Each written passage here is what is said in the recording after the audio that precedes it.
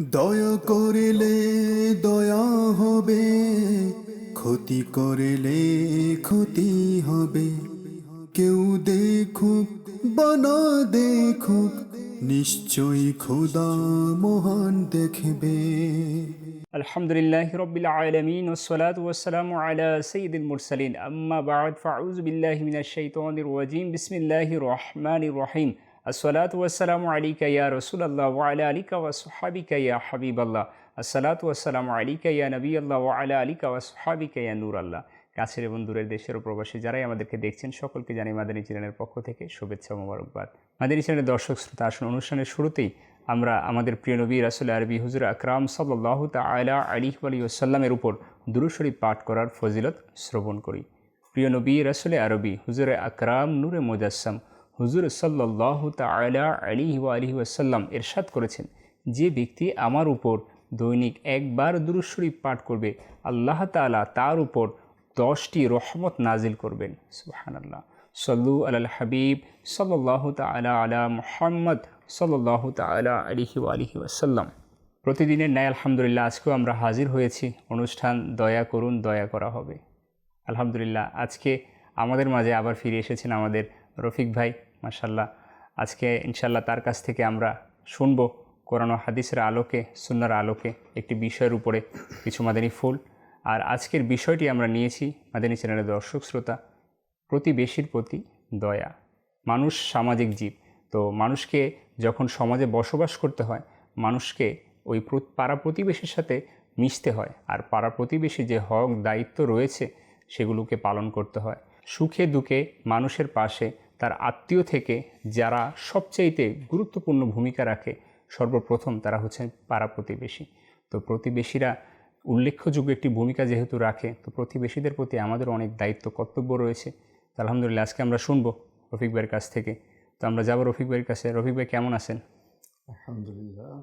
আপনি কেমন আছেন? জি আলহামদুলিল্লাহ, আল্লাহ তাআলা আপনাকে নেক হায়াত দান করুক। আলহামদুলিল্লাহ আপনি আবারও সুস্থ হয়ে ফিরে এসেছেন। রফিক ভাইয়া, আজকের যে বিষয়টি সেটা হচ্ছে প্রতিবেশীর প্রতি দয়া। প্রতিবেশী তো খুবই গুরুত্বপূর্ণ, আমাদের জন্য অবদান রাখে। তো প্রতিবেশীর প্রতি আমাদের আচরণ কীরূপ হওয়া চাই? আপনি তো পূর্বেই বলেছেন যে মানুষ সামাজিক জীব, সমাজবদ্ধ হয়ে মানুষ বসবাস করে। এই যে মানুষ এবং সামাজিকতা, সমাজ কিন্তু মানুষের দ্বারা নয়, মানুষের দ্বারা সমাজ। জি, মানুষকে নিজের প্রয়োজনের তাগিদেই কিন্তু সমাজবদ্ধ হয়ে বাস করতে হয়। আমরা নানা কারণে সমাজবদ্ধ হয়ে বাস করি, আর এই বসবাসকে কেন্দ্র করে আমাদের চারপাশে যা কিছু রয়েছে এটাকেই আমরা বলি সামাজিক পরিবেশ। জি। আর এই পরিবেশের মধ্যে যারা রয়েছে আমাদের আশেপাশে, আমাদের যে সামাজিক পরিবেশ রয়েছে এর চারপাশে যারা আমাদের রয়েছে তারাই হচ্ছে আমাদের প্রতিবেশী। কাজেই এই প্রতিবেশীদের প্রতি আমাদের দায়িত্ব কর্তব্য অপরিসীম রয়েছে। জি। আর এই প্রতিবেশীর সংজ্ঞা দিতে গিয়ে নবী করিম সাল্লাল্লাহু আলাইহি ওয়াসাল্লাম ইরশাদ করেন যে প্রতিবেশীর সংজ্ঞা কি, কারা প্রতিবেশীর অন্তর্ভুক্ত। তো এর সংজ্ঞা দিতে গিয়ে আল্লাহ নবী সাল্লাল্লাহু আলাইহি ওয়াসাল্লাম ইরশাদ করেন, আশপাশের 40 ঘর পর্যন্ত প্রতিবেশী বলে বিবেচিত হবে। আমার ডানে এবং বামে 40টা ঘর, কাজে এই ডানে বামে 40টা ঘর যারাই রয়েছে এরাই হচ্ছে আপনার প্রতিবেশী। আর এই প্রতিবেশীর প্রতি আচরণ কেমন হওয়া চাই?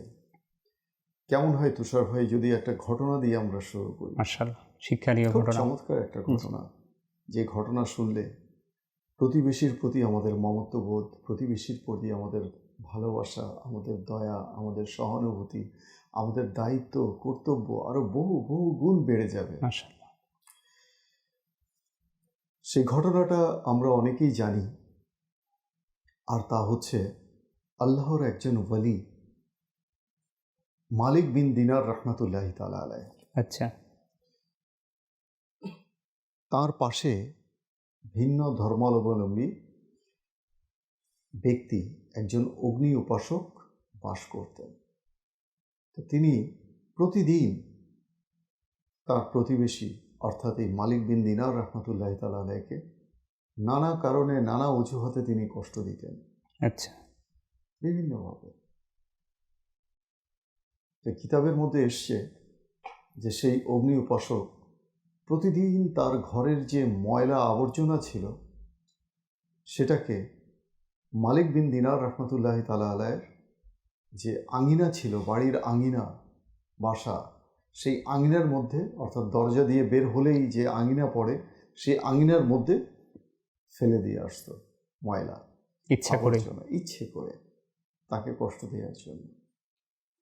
একটু চিন্তা করে দেখুন তুষার ভাই, প্রতিদিন যদি কারো বাড়ির আঙিনার সামনে কেউ যদি ময়লা ফেলে চলে যায়, দরজা দিয়ে ঠিক বের হতেই ময়লা, আবর্জনা, তখন তার কেমন অনুভূতি হবে, কেমন চিন্তাধারা হবে। কিন্তু কুরবান যান সে আল্লাহর ওলির প্রতি। তিনি কি করলেন? তিনি প্রতিদিন সে ময়লাটা তুলে তুলে ফেলে দিয়ে আসছেন বাইরে, কোনো অভিযোগ না করে। কোনো অভিযোগ নেই, কোনো অনুযোগ নেই, কোনো আপত্তি নেই। মাশাআল্লাহ। আল্লাহর ওয়ালিগণ এমনই হয়ে থাকেন। প্রকৃত মুমিন যারা, প্রকৃত নেককার বান্দা যারা, তারা মানুষকে কখনো কষ্ট দেন না, বরং তারা এটাই চিন্তা করেন যে তাদের দ্বারা যদি মানুষের কষ্ট লাঘব হয় তো তাতেই তারা কৃতার্থ হবে। তো তিনি কি করলেন? তিনি বাজার থেকে, মানে খুব বিস্ময়ের ব্যাপার, কিন্তু খুব অবাক করা বিষয়, তিনি বাজার থেকে একটা ঝুড়ি নিয়ে এলেন। আচ্ছা। টুকরি বলি আমরা গ্রামের ভাষায়, আঞ্চলিক ভাষায় বলি ওড়া। আচ্ছা আচ্ছা। তো এই টুকরি নিয়ে এলেন এবং ঝাড়ু নিয়ে এলেন। ঝাড়ু দিয়ে প্রতিদিন সেই ময়লাটা ঝাড়ু দিয়ে ওই ময়লা আবর্জনাটা নিয়ে গিয়ে দূরে একটা নির্দিষ্ট স্থানে ফেলে আসতেন। এভাবে সেই প্রতিবেশী খুব অবাক হলো, অগ্নি উপাসক, কী ব্যাপার, আমি একে প্রতিদিন কষ্ট দিই কিন্তু এর তো কোনো গায়েই লাগে না, তা আমি কষ্ট কাকে দিচ্ছি? তো একদিন উপস্থিত হলো, আচ্ছা, মালিক বিন দিনার ময়লা ফেলার পরে উপস্থিত হলো। তো মালিক বিন দিনার যেই ঝাড়ু দিয়ে সেই ময়লাটা তুলে ফেলতে যাবেন, এমন সময় সেই অগ্নি উপাসক হাজির। বললেন, ইয়া শেখ, আপনাকে প্রতিদিন আমি এই যে কষ্টটা দেই, ময়লা আবর্জনা ফেলি, আপনি তো কোনো প্রতিক্রিয়াই জানান না, কোনো প্রতিবাদই করেন না, বরং আপনি বাজার থেকে একটা ঝাড়ু নিয়ে এসছেন, টুকরি নিয়ে এসছেন এই ময়লাগুলো ফেলার জন্য। বলে, হ্যাঁ, ইসলাম আমাকে এই শিক্ষাই দিয়েছে। সুবহানাল্লাহ, ইসলামের শিক্ষা, ইসলামের শিক্ষা। তো কাজেই আমি তাই করছি, ইসলাম আমাকে যা শিক্ষা দিয়েছে আমি তাই করছি। তখন সেই অগ্নি উপাসক খুব আশ্চর্যান্বিত হলেন, বললেন যে, হুজুর, আপনি এই আঙিনার ময়লা পরে ফেলবেন, আগে আমার হৃদয়ের ময়লাটা পরিষ্কার করে দিন। আমার কুফরির যে ময়লা রয়েছে অন্তরে, কুফরির ময়লাকে আপনি দূর করিয়ে দিন, আপনি আমাকে কলেমা পাঠ করিয়ে দিন। তখন মালিক বিন দিনার রহমতুল্লাহ তাআলা আলাইহি তাকে কলেমা পাঠ করিয়ে দিলেন। তো আসলে কিতাবের মধ্যে লেখক লিখেছেন যে প্রতিদিন যে তিনি এই ময়লাটা ঝাড়ু দিয়ে ফেলতেন, তিনি আসলে ওই ময়লা ফেলতেন না, তিনি তার অন্তরের কুফরিগুলোই দূর করতেন।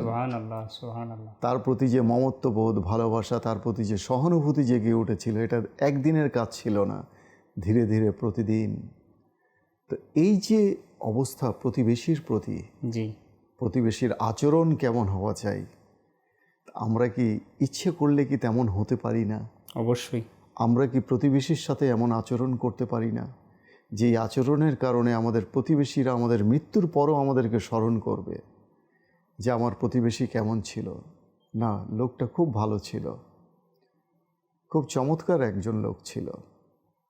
তো কাজেই প্রতিবেশীর প্রতি যেন আমাদের আচরণ যেন এমনই হয় যে অন্তত মৃত্যুর পর, তুষার ভাই, প্রতিবেশী যেন বলে যে না, লোকটা ভালো ছিল। আল্লাহ আল্লাহ আল্লাহ। তো আমাদের আচরণ এমনই হওয়া চাই। হাদিসের মধ্যে এসেছে তো রফিক ভাই, যে তার প্রতিবেশী তাকে বলবে ভালো, সেই তো সর্বোত্তম ভালো, সেই সর্বোত্তম ব্যক্তি। তো একজন প্রতিবেশীর সাথে, তাও অমুসলিম প্রতিবেশীর সাথে যদি সৎ আচরণ করার কারণে যদি তার হেদায়েতের নূর সৃষ্টি হয়ে যায়, তার হেদায়েত যদি আল্লাহ তাআলা দিয়ে দেয়, তার ইমানের মতো দৌলত যদি তার মিলে যায়, শুধুমাত্র প্রতিবেশীর সাথে সৎ আচরণ করার কারণে, তাহলে যদি আমি আমার মুসলিম প্রতিবেশীর ভাইয়ের সাথে সৎ আচরণ করি তাহলে আল্লাহ তাআলা এর যাজা আমাকে কী দিবে।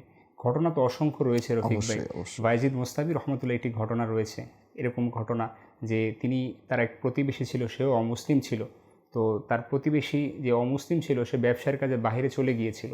তো তখন তার পরিবারের মধ্যে যারা ছিল, তো ছোট ছোট বাচ্চা ছিল, প্রতি রাতে কান্না করতো। তো বায়েজিদ মুস্তাবি রহমতুল্লাহ আগ্রহ নিয়ে সেই অমুসলিম প্রতিবেশীর ঘরে গেলেন, জিজ্ঞাসা করলেন, যে বললেন আমার যে স্বামী রয়েছেন তিনি বাহিরে গিয়েছেন ব্যবসার কাজে, আর যে চেরাগের বাতি ছিল তো সেই তেল যে ছিল সেটা ফুরিয়ে গিয়েছে, তো এই জন্য এখন বাতিতে আমি জ্বলাতে পারতেছি না, যার কারণে বাচ্চারা অন্ধকারের জন্য কান্নাকাটি করছে।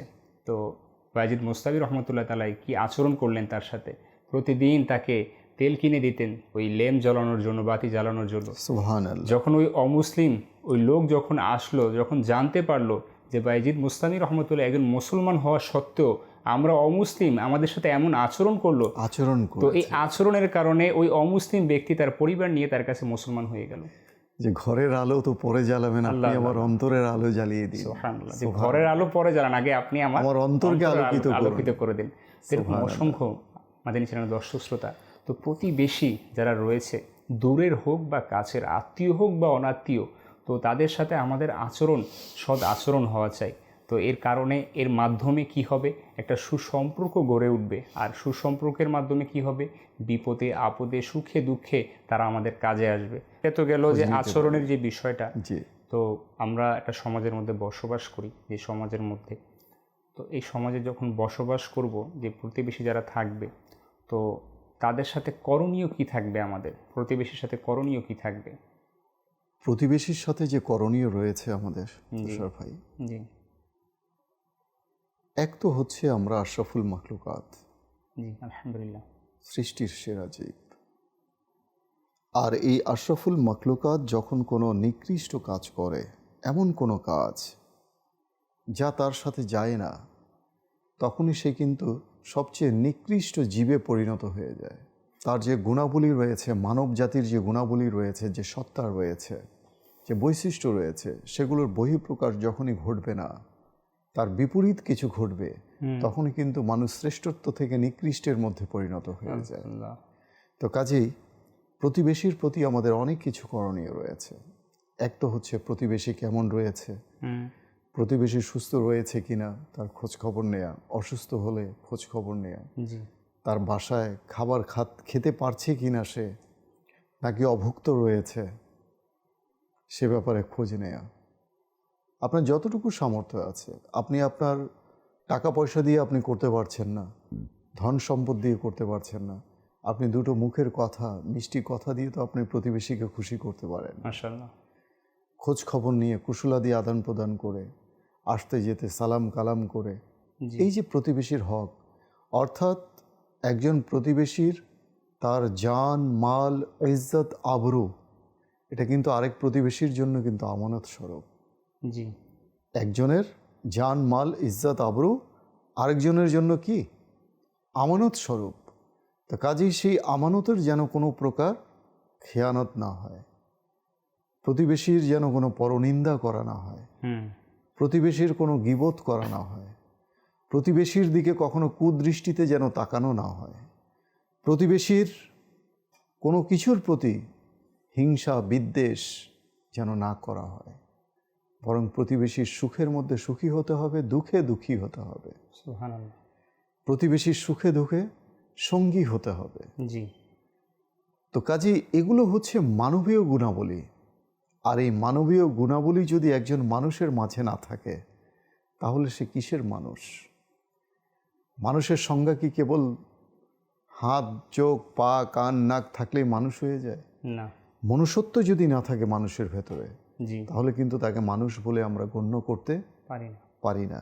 প্রতিবেশীর প্রতি কি করণীয় রয়েছে, এই হাদিসে পাকের আলোকে আপনি অনুমান করতে পারবেন।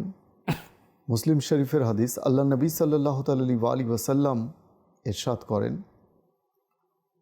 হযরত আবু যর গিফারি রাদিয়াল্লাহু তাআলা আনহুকে আল্লাহ নবী সাল্লাল্লাহু আলাইহি ওয়াসাল্লাম ইরশাদ করলেন, হে আবু যর, যখন তুমি তরকারি রান্না করবে, খুব চমৎকার হাদিস কিন্তু, যখন তুমি তরকারি রান্না করবে, মাশাআল্লাহ, তখন তাতে একটু পানি বাড়িয়ে দিও, আল্লাহ আল্লাহ, একটু পানি, একটু ঝোল বাড়িয়ে দিও, সুবহানাল্লাহ, এবং তা দ্বারা পাড়া প্রতিবেশীর প্রতি লক্ষ্য রেখো, কে খেয়ে আছে, কে না খেয়ে আছে, কে অভুক্ত রয়েছে। হ্যাঁ, তোমাকে এত দিতে হবে না, বেশি দিতে হবে না, ঝোল বাড়িয়ে দিও, একটু ঝোল বাড়িয়ে দিও, একটু পানি বাড়িয়ে দিও, সুবহানাল্লাহ, তা দিয়ে তুমি কোনো মুসলমানকে খুশি করতে পারো। সুবহানাল্লাহ, কাজেই প্রতিবেশীর প্রতি যে ভালোবাসা, মমত্ববোধ, দায়িত্ব, কর্তব্য, করণীয়, সেটা কিন্তু আজ থেকে 1400 বছর আগে আল্লাহর নবী কিন্তু শিক্ষা দিয়ে গেছেন। বেশক, আজকে এটা নতুন করে জানার কিছু নেই, জি, নতুন করে শেখার কিছু নেই। অন্য কোনো ধর্মের মাঝে অন্যের কালচার কত ইমপ্রুভ আমরা বলি না?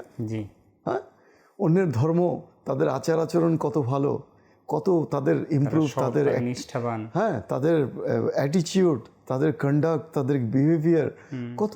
আরে ভাই, আপনি আপনার ইসলামকে তো দেখেন, আপনার ইসলাম কতটা এনরিচড, কতটা উত্তম আচরণ, ওয়েল বিহেভ, কতটা গুড কন্ডাক্ট রয়েছে ইসলামের মধ্যে। ইসলামটা হচ্ছে, যারা ইসলাম সম্পর্কে জ্ঞান রাখে না, অবশ্যই ইসলামটা হচ্ছে ফুল কোড অফ লাইফ। অবশ্যই, you need not to borrow something from any other religion.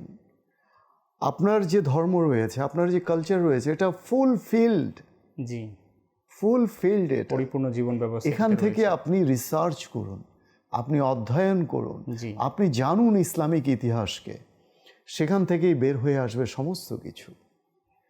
তো কাজেই আমাদেরকে যদি প্রকৃত মমিন হিসাবে যদি নিজেকে গড়ে তুলতে হয়, জি, একজন উত্তম প্রতিবেশী হিসেবে যদি আমি নিজেকে গড়ে তুলতে চাই, তাহলে ইসলামের যে ইতিহাস রয়েছে সেটাকে অধ্যয়ন করতে হবে। এটা তো হাদিস শরীফে রয়েছে, মিশকাত শরীফের হাদিস, আল্লাহর নবীর জীবনীকে আমাদেরকে জানতে হবে। জি, হুজুর আকরাম সাল্লাল্লাহু তাআলা আলাইহি ওয়াসাল্লাম ইরশাদ করেছেন যে সে ব্যক্তি প্রকৃত মুমিন নয় যে পেট ভরে খাবার খায় অথচ তার প্রতিবেশী অভুক্ত থাকে।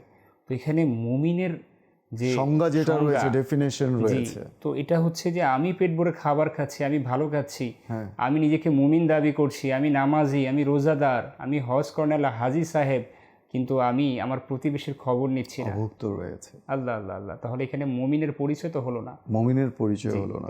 আসলে মুসলমান আমরা তো হতে পেরেছি, আলহামদুলিল্লাহ, আল্লাহ তাআলা ঈমান দান করেছেন। কিন্তু প্রশ্ন হলো, just we need to ask ourself, নিজেকে প্রশ্ন করি যে আমি কি এখনো মুমিন হতে পেরেছি? মুমিনের যে সংজ্ঞাটা আমরা শুনলাম, একটা ভালো মন্দ জিনিস আমি খাচ্ছি, আমার প্রতিবেশীকে আমি জিজ্ঞেস করলাম না। একটা ফল আনলাম, ফ্রুট আনলাম, আমার প্রতিবেশীকে আমি জিজ্ঞেস করলাম না। হ্যাঁ, একটা বড় কাঁঠাল দেখা গেল নিয়ে আসলাম, সিজনাল ফল, ফ্রুট। এখন যখন কাঁঠালটা ভাঙা হলো, অনেক সময় দেখুন পারিবারিক যে শিক্ষার যে দৈন্যতা থাকে, মনোহীনতা যে যাকে বলে, তো কাঁঠালটা যখন ভাঙা হয়, সন্তান অনেক সময় এসে বলে, বাবা বাবা, এই কাঁঠালটা কিন্তু আমরা ওই প্রতিবেশীকে দেব না, আচ্ছা, ওই অমুকের ঘরে দেব না। কেন বাবা, কেন দেবে না? ওরাও কাঁঠাল এনেছিল, আমাদেরকে দেয়নি। এখন মা বাবার কি করণীয় রয়েছে? এখান থেকে তো শিক্ষা। মা বাবা যদি বলে, বাবা থাক না, ওরা হয়তো ছোট্ট কাঁঠাল এনেছিল, ওদের হয়তো হয়নি, হয়তো বা ওরা দিতে ভুলে গেছে আমাদেরকে, তাই বলে কি আমরাও ভুলে যাব, আমরাও দেব না? এমনটা হয় না। এই শিক্ষাটা যদি আপনার সন্তানকে আপনি দেন, তাহলে আপনার সন্তানের মনটা হবে ব্রড মাইন্ড হবে, উদার হবে, তখনই তার দ্বারা কিন্তু উদারতা সম্ভব। আর আপনি যদি বলেন যে না, অনেক সময় মারা যারা রয়েছে সংকীর্ণ মনা, আমি বলি না সব মা একরকম, অনেক মারাও অনেক সময় বলে যে হ্যাঁ হ্যাঁ ওদের বাসায় তো অমুক জিনিস এনেছিল, আমাদেরকে দেয়নি। সন্তানের সাথে তখন মাও তাল দিচ্ছে। তো তখন ওই মা বাবের কাছ থেকে সন্তান কি শিখলো? সংকীর্ণ মনা, কৃপণতা, হ্যাঁ, তার অন্তরের মধ্যে মমত্ববোধ, দয়া, ভালোবাসা, এগুলো কিন্তু তখন অর্থাৎ আর রফিক থাকবে ভাই না। আমরা চেষ্টা করব যতটুকু আমাদের সুখ দুঃখ যাতে আমরা প্রতিবেশীর সাথে সেটা আমরা শরিক করিয়ে নিই। এই রমজান মাস ইফতার করি আমি, আলহামদুলিল্লাহ ইফতার করি। ইফতারে যাতে আমরা অবশ্য প্রতিবেশীদেরকে শরিক পাঠায় করে নিই। আমাদের বাংলাদেশের জি, জি, ট্রেন্ড, আলহামদুলিল্লাহ। এখানে যে আমাদের সোশ্যাল যে ট্রেন্ড রয়েছে, আমাদের বাঙালিদের এটা কালচার রয়েছে ইফতারি পাঠানো, এটা কিন্তু আমরা পাঠিয়ে আসলে এটা কিন্তু আমাদের পূর্বকার বুজুর্গরা এই শিক্ষা আমাদেরকে দিয়েছেন। শবে বরাতের মধ্যে আলহামদুলিল্লাহ সাহাবায়ে যে কেরাম, মিষ্টি বন্টন করা প্রতিবেশীর মধ্যে, ডেফিনেটলি আলহামদুলিল্লাহ এটা কত সৌভাগ্যের বিষয়। মাদানী চ্যানেলের দর্শক শ্রোতা, প্রতিবেশীকে যে কষ্ট দেওয়া এটাই যে প্রতিবেশীর হক সেটা না, প্রতিবেশীর থেকে কষ্ট পাওয়ার পর সেটাকে সহ্য করা এটাও প্রতিবেশীর হক। এটা কিন্তু হাদিসও আছে। জি জি, হাদিস মুবারকও রয়েছে। 3টা কাজ জি, যে ব্যক্তি করবে তার জন্য জান্নাত অবধারিত। আল্লাহ আল্লাহ, সুবহানাল্লাহ যে তোমার প্রতি জুলুম করে তাকে তুমি ক্ষমা করে দাও। সুবহানাল্লাহ। তো প্রতিবেশী যদি আপনার প্রতি জুলুম করে আপনি তাকে ক্ষমা করে দেব। ক্ষমা করে দিন। যে তোমাকে বঞ্চিত করে তাকে তুমি দান করো। এই যে ঘটনাটা বললাম, জি জি জি, যে প্রতিবেশী কাঁঠাল এনেছে তাকে দিল না, তো কি করলো সে? তাকে দান করলো। এটা কিন্তু খুব কঠিন একটা কাজ। জি, যে বঞ্চিত করছে তাকে দান করছে, যে জুলুম করছে তাকে ক্ষমা করছে। আল্লাহ আল্লাহ। নাম্বার 3, যে তোমার সাথে সম্পর্ক ছিন্ন করে তার সাথে তুমি সম্পর্ক অটুট রাখো। কোনো প্রতিবেশী আমার সাথে কথা বলছে না, জি, কেন বলছে না একটু জিজ্ঞেস তো করি। আমার কোনো কথায়, আমার কোনো আচরণে সে কি কষ্ট পেল, পেয়েছেন কিনা?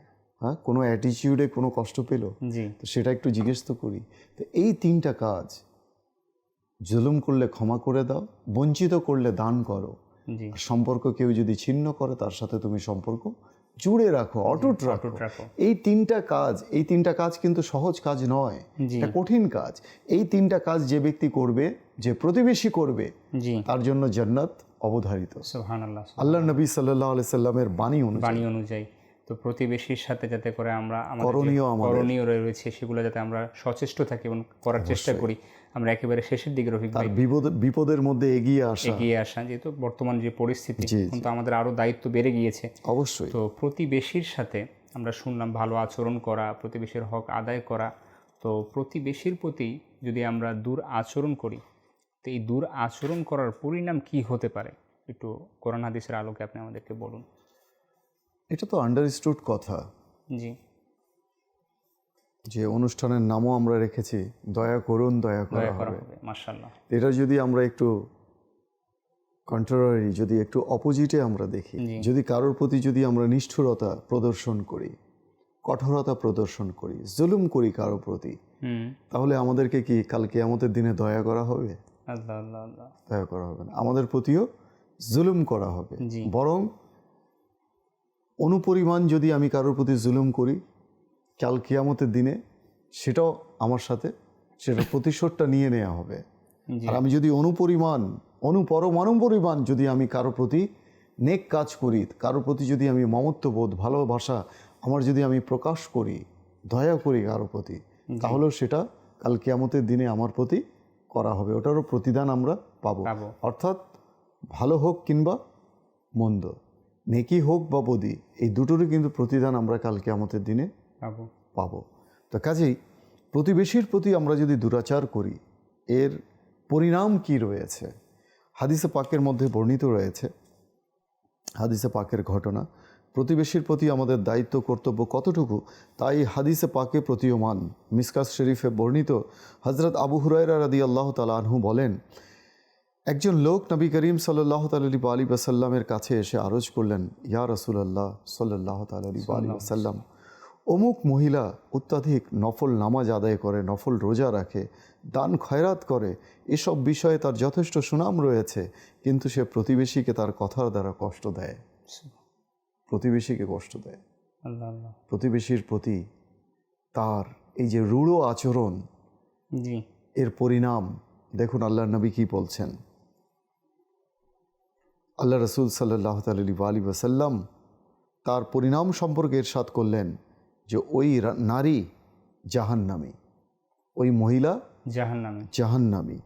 ওই ব্যক্তি আবারও আরজ করলেন, ইয়া রাসূলুল্লাহ সাল্লাল্লাহু আলাইহি ওয়াসাল্লাম, অমুক স্ত্রী লোক সম্পর্কে বলা হয় যে সে ফরজ ওয়াজিব আমল পুরোপুরি আদায় করে, তবে নফল রোজা মাঝে মাঝে রাখে, নফল নামাজ কম কম আদায় করে এবং পনিরের যৎ সামান্য পরিমাণ দান খয়রাত করে, প্রতিবেশীকে দেয়, অথচ সে মুখের কথায় প্রতিবেশীকে কখনো কষ্ট দেয় না, তার কি পরিণাম হবে? তদুত্তরে আল্লাহ নবী সাল্লাল্লাহু আলাইহি ওয়াসাল্লাম ইরশাদ করলেন, সে জান্নাতে প্রবেশ করবে। সুবহানাল্লাহ, সুবহানাল্লাহ। আমল কম ছিল, আমল কম, তারপরও আচরণ ভালো, জি মাশাআল্লাহ, ব্যবহার ভালো, প্রতিবেশীর সাথে তার আচরণ ভালো থাকার কারণে সে জান্নাতে যাচ্ছে। আর আমল অনেক, পাহাড় সমপরিমাণ আমল, আমলের ঘাটতি নেই, হ্যাঁ, ইবাদত বন্দেগী সব কিছু ভরপুর, কিন্তু প্রতিবেশীর সাথে তার আচরণ খারাপ, আর সে তার ঠিকানা কোথায়? জাহান্নামে। এটা আমার কথা না, আল্লাহ নবীর কথা। মিশকাত শরীফের মধ্যে এই ঘটনাটা বর্ণিত রয়েছে, এই হাদিসে পাক। তো কাজেই আমরা বলবো যে ভালো করলে ভালো হবে, মন্দ করলে মন্দ হবে। আচ্ছা, আরেকটা কথা, সেটা হচ্ছে তুষার ভাই, যে আমি কারো উপকার করতে পারলাম না, that is another thing, another point. কিন্তু কারো ক্ষতি করা সেটা কেমন? আমি কারো উপকার করতে পারলাম না কোনো প্রতিবেশীর, সেটা আলাদা জিনিস। আমি তার ক্ষতি করে ফেললাম, সেটা কিভাবে? বিভিন্নভাবে হতে পারে। চুরির মাধ্যমে হতে পারে, আত্মসাতের মাধ্যমে হতে পারে, আমানত খেয়ানতের মাধ্যমে হতে পারে, সম্মানকে নষ্ট করে দিতে, কুদৃষ্টির মাধ্যমে হতে পারে, পরনিন্দার মাধ্যমে হতে পারে, গীবতের মাধ্যমে হতে পারে। তাকে বঞ্চিত করা সেটা তো অন্য জিনিস, তার ক্ষতি করে ফেললাম আমি। তো কারো যদি উপকার করতে না পারি, অন্তত অপকার যেন না যাই, এটা প্রতিটা প্রতিবেশী। দেখুন, কারো অপকার না করা এটাও কিন্তু তার প্রতি দয়া করা, অবশ্যই। কেননা একজন মুসলমানের ইজ্জত আবরু, জান মাল ইজ্জত আবরু তার প্রতিবেশীর জন্য কি? আমানত। জি, কাজে সেই আমানতের খেয়ানত যাতে আমরা না করি। তার মান সম্মান কিন্তু আপনার কাছে আমানত।